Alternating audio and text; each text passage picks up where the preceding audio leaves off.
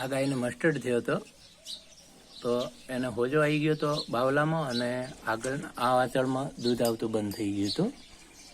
તો આપણે મશીનથી 3 જ દિવસ ફક્ત થેરાપી આપી, અત્યારે ઓલરેડી એને દૂધ આવતું ચાલુ થઈ ગયું છે.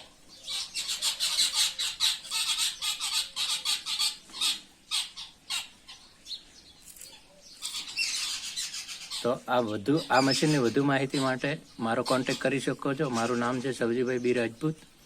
મારો મોબાઈલ નંબર છે 991334